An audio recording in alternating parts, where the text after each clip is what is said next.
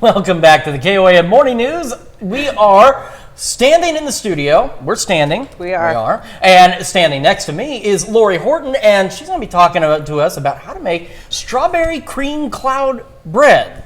Technically, it's called cloud bread, but I think Just first, cloud bread, okay. You know, we made it a strawberry cream as far as the flavor. Okay. I think right off the bat, we should agree that it is a Monday. It is Monday. It absolutely is a Monday. And whatever can go wrong will go wrong, right? Which is why the last time I did cooking with you, we had a disaster. So I'm going to just back up a little bit. I brought an extra egg. Okay.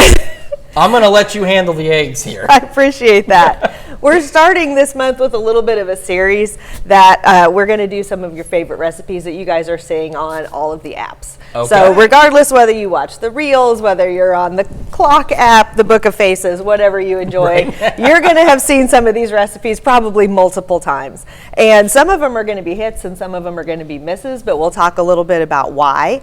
And all of our recipes this month are going to be that. It's going to be kind of Sounds fun. good. I'm looking forward to it. Yeah, this one you see a lot. And one of the things about it is essentially it's kind of a meringue.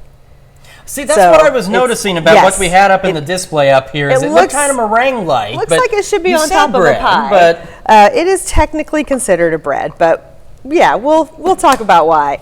But I'm going to start with separating some eggs here. And this is very important that we're pretty careful. And that's why I've got two bowls here. I'm not doing this directly into my mixing bowl because if you get a little bit of yolk in there, you are sunk. So we want to always do this off to one side where we've got a little bit of a buffer in case we make a mistake. Okay. All right. And I'm just starting with 3 eggs. And these have been out of the fridge for a little bit. So they are not ice cold, but they're not fully room temperature. I read some things that said, oh, use room temperature eggs. It makes a huge difference. I tried it yesterday both ways. I didn't notice a substantial difference. So I have been experimenting on this. I'm going to trust you as the expert for you guys. here. I don't do much cooking, so I will believe what you tell me here.